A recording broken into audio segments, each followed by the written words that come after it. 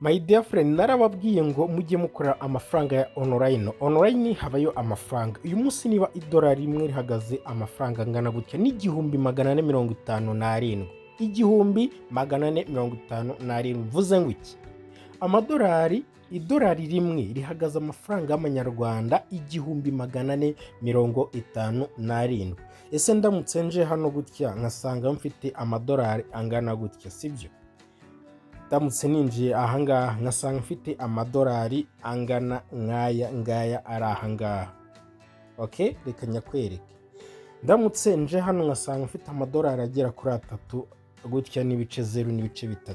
Naba mfitemo amafaranga y'amanyarwanda angana. Reka tujye muri calculator, biroroshye cyane. Ndagira ngo mwumvishe ko amafaranga turi kuyabona kandi turi kuyakorera. Iyo uje hano muri calculator yawe, urumva se, ukaza ugafata calculator warangiza ugashyiramo 1457 niyo twabonye idolari y'u Rwanda idolari rimwe rivunjwa mu mafaranga y'amanyarwanda. Uhita ukubona ari amadolari 3 mfite. Dufata urugero rw'amadolari 3. Aba amafaranga abaye angahe? Si amafaranga ibihumbi 4371. Ese amafaranga niyagukorera ikintu kinini wabura uyafite?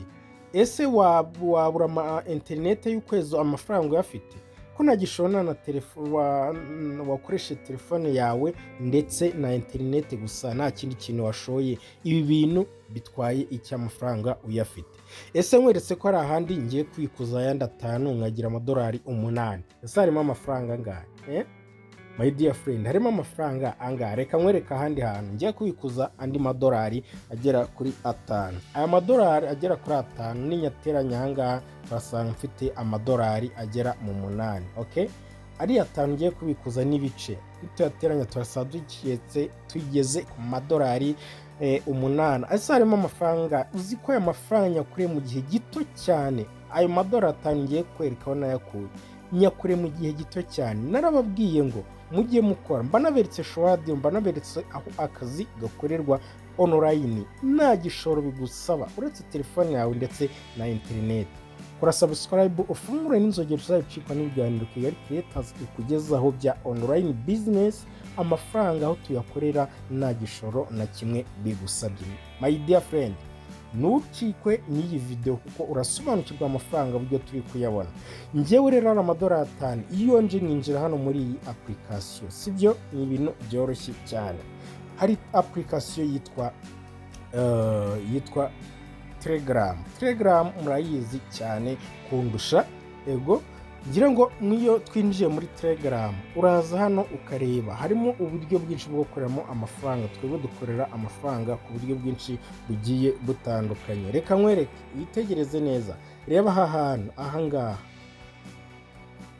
niwitegereza ahangaha kuri mining ya token, iyi ngiyi iri gutanga amafaranga. Nzabakora video yawe maje kwisobanukirwa neza n'uburyo amafaranga yawe ashobora kuba yabikuzwa. Iyi ngiyi ndayibabikiye, ndabizi ko n'abandi bayikozeho video, ariko ngiye mbaha ibintu bisobanutse nasobanukiwe. Ngira ngo ni ibintu umaje kumenyera neza cyane. Ndi kwitaho, ndi kwikora kugira nzabaha ibintu bisobanutse. Yinjiyemo wasanga amafaranga maje kugeramo nayo ari menshi mu gihe cy'iminsi igera mu 10 yonyine nyimazemo. Si ibyo ntago ari byo ngiye kukwereka aho tugiye kubikuza amafaranga yacu dufitemo ahangaha. Dufite ahangaha indi application yitwa GmailFarmer. Iyi application yakozweho amavideo menshi cyane yerekana uburyo umuntu akora amafaranga. Ikibazo cy'amavideo menshi yakozweho, ese we bakoreyeho amavideo menshi hari amafaranga bashije gukuramo? Nyandikira muri comment umbwire ngo harayo nakuyemo cyane nayo nakuyemo. Ese wabuzi neza ko wemerewe gukorera amafaranga menshi muri GmailFarmer nta kintu na kimwe bigusabye uretse kuba ufite telefone yawe ndetse na internet? Ibyo ngibyo urabizi neza ko bishoboka. Ibi ni ibintu bishoboka cyane. Njyewe hano rero iyo manutse nkaza hano kuri balance ahangaha gutya, balance yangira kuyibona, mfite amadolari 5.30 n'ibice 310 na bibiri ni amadolari my dear friend, ntabwo ari amafaranga, ni amadolari turayavunjisha tukayabikuza akatujyaho kuri telefone. Izo video zose niba uyishaka umbwire mwereke uburyo bayageza kuri telefone yawe ya mobile money. Ikindi kintu ugomba gusobanukirwa ni uko hano muri GmailFarmer gukora ntabwo byahagaze, turacyari gukora, turacyari gushaka amafaranga hano kandi turacyayabona. Utise aya mafaranga ari kuboneka gute ku bantu bakomeje kuyashaka hano? Ikintu hano bigusaba, ufite inshuti, ufite abavandimwe, ufite abaturanyi, uragenda ukamubwiza ukuri, ukamubwira uti rero neza telefone yawe nikuramo agaserivisi. Telefone utiye ku ruhande cyangwa indi mashini ukoresheje cyangwa indi device yari yose ukoresheje, nababwiye yuko wemerewe gukuramo Gmail nibura 3, hagati ya 3 n'5 bagahita bagusabira verification ya telefone. Ibyo biri ibintu nabaganije kandi nababwiye. Yego nibyo turagendana. Iyo ugiye ugafata telefone imwe y'umuturanyi ukagenda ugashyiramo ugafunguramo Gmail 3, ukuntu bikora uraza hano ukaza ugakanda hano handitse reka bakwereke, munyihanganire ngwaye amagripe. Uraza ugakanda hano handitse register, uraza ugakanda hano handitse register hano hasi n'ibisanzwe ahangaha gutya. Ndabikwereka uburyo ubigenzamo kugira ngo ukore amafaranga ukoresheje izindi telefone z'abandi. Uraza ugakanda hano kuri register a new account, wamara gukirikaho gutya bahita bagukubita nk'uko ngira ngo murabizi mwarabibonye. Hano bahita bagukubita icyo bita first name, ngira ngo murabizi ko twahoze dufungura ya mbere. First name bakakubita email uri bukoreshe ndetse bakakubita na password uri bukoreshe. Ibi ngibi urabizi ko urabikopiye. Na ya recover email nabahaye mure mu video yabanjije yindi murasangamo ukuntu babikoramo, naberetse ko bafungura account imbere n'uburyo bakoramo amafaranga. Uraza rero ibintu byombi ukabikopiya, wamara kubikopiya ugahita ufata WhatsApp y'undi muntu, wamara ufata WhatsApp y'undi muntu ukagenda ukabimwoherereza. Wamara kubimwoherereza ya telefone waherejeho iyi first name ndetse na password na email, ugahita ugenda ukajya muri Telegram yo muri ya telefone, ugahita ujya muri ya Telegram yawe, warangiza ukajya muri ya telefone ya wa muntu ukajya muri email ya kwa kundi ukora email, kwa kundi naberetse umuntu akora email, ukagenda ukindira kuri first name. Iyo ugiye kuri first name tujya muri WhatsApp ya wa muntu handi wamwoherejemo izi first name na password na email, ukagenda ugakopiya ya zina baguhaye ya mbere iri ngiri, ukaza ukarikorera copy muri ya WhatsApp ya wa muntu, ukagenda ukarishyira uri gufungurira email na email hano ukayikopiya, ukagenda nayo ukayishyiramo na password ukayikopiya, ukagenda ukabishyiramo. Warangiza wamara kubishyiramo umajije kwemeza email yawe imajije kujyamo, ugahita uza hano iwawe ahangaha kuri Done, ukaza ugakanda kuri Done. Wamara ukanda kuri Done bahita baguhaye recover email, nayo ukayita uyikorera copy. Wamara kuyikorera copy ugahita nayo ugenda ukayoherereza kuri ya WhatsApp yo muri ya telefone ya wa muntu cyangwa yindi yawe waba ufite ku ruhande, naho ukayimwoherereza. Ukagenda handi bakusaba recover email, nawe ukagenda ugakanda ugafata ya copy ukagenda ukayishyira muri recover email hahandi wafunguriye email yawe. Warangiza ugahita ugaruka hano muri telefone yawe, ugahita uza nanone ugakanda handi kuri Done ahangaha Koko ubumaje ushyira muri recover email. Ibyo ngibyo iyo birangiye nta kintu kiba gisigaye muri ya telefone ya wa muntu, ugenda ugahita ukuramo ya email yabo nk'uko twabirebye muri video ya mbere. Wowe utarebye video ya mbere ndaza kugushyira muri link muri description ya video ya mbere, urebe uko twabigenzaga dufungura email, ndetse yewe na link yo gufungura winjiriraho kugira ngo ubashe kwinjira muri GmailFarmer, nayo ndaza kuguha ube wabasha kwiyandikira. Ndayishyira ndabipininga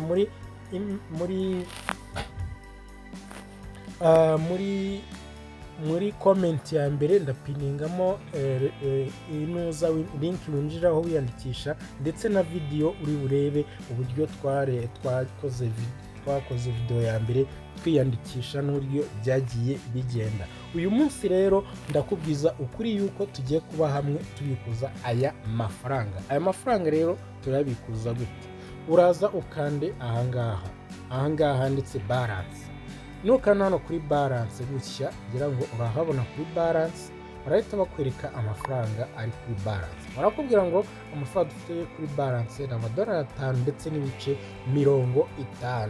Yiyongereye my dear friend, amafaranga arahari kandi araboneka. Hold dufiteyo 0, ubu nta kintu kiri kuko na email umunsi twakoze. Ubwo rero nta kintu ugiye gukora, ugiye guhita uza hano hasi handitse payout. Payout igiye kubikuza amafaranga. Uraza kandi hano kuri payout ahangaha.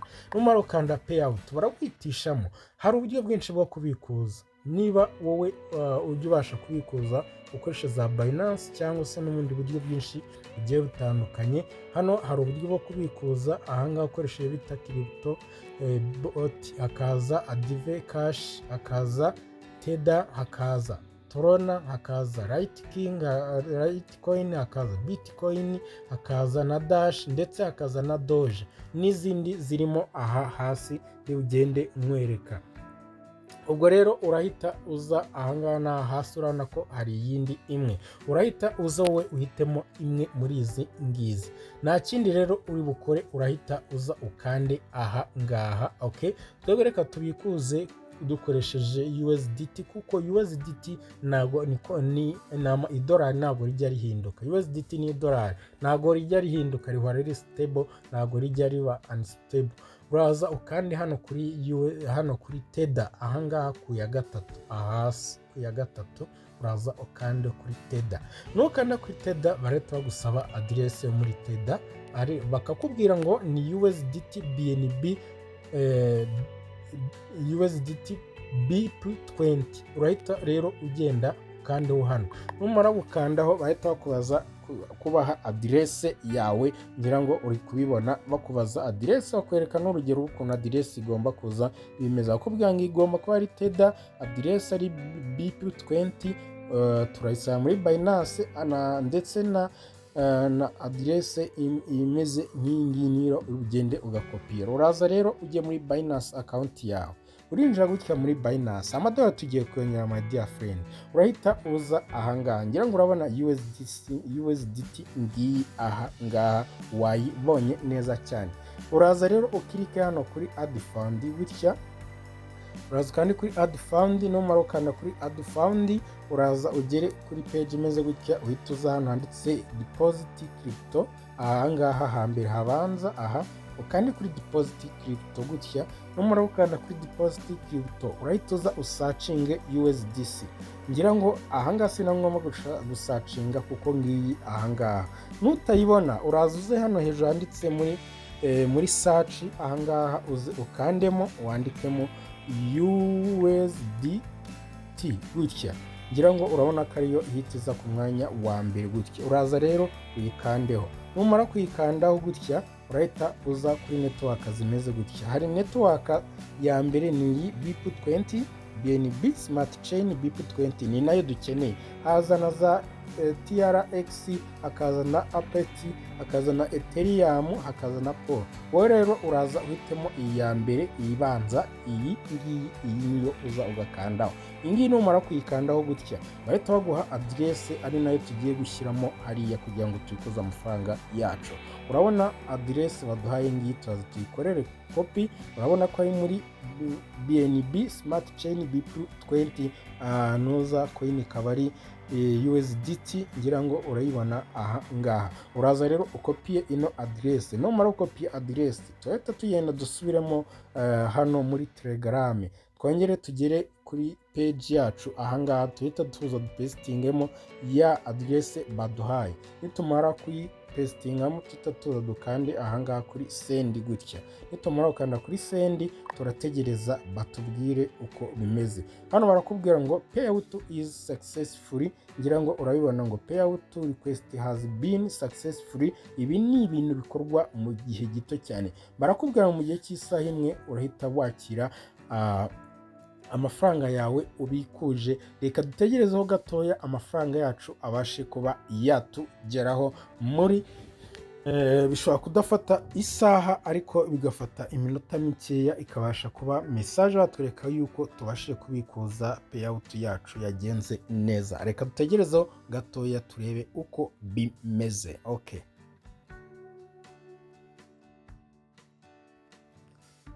Nyuma y'umwanya muke rero dutegereje, ngira ngo urabona ko amafaranga yacu abashije kuba yahagera. Ni ibintu byiza cyane, urabona ko batubwiye ngo postinze amadolari 5.47 bakaseho dukeya cyane.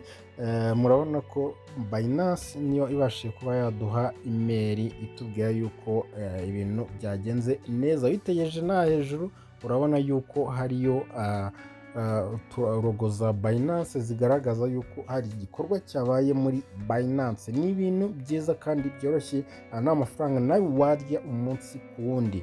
Biroroshye cyane, ngira ngo nakubwiye details ukuntu bigenda byose. Uraza rero ukande kuri izi notification za Binance, bahita twinjiza muri Binance direct.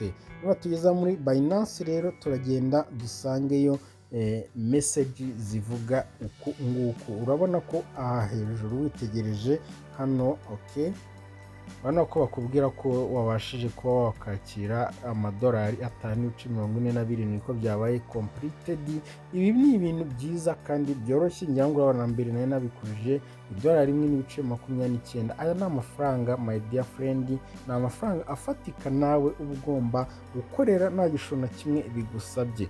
Wenda guha ikaze kuri YouTube channel kugira ngo nawe uzagisobanukirwa byinshi bitandukanye n'uburyo wagenda wakira amafaranga menshi. Guys, reka tuzahure mu zindi video zacu zigiye zitandukanye, murebe uburyo tugenda dukorera amafaranga online nawe, kandi nacyo gihe cyiza ngo wakiyunga ku muryango mugari nk'uyu nguyu nawe ukorera amafaranga nk'aya ngaya. Ciao, tuzasubire mu zindi video z'ubutaha.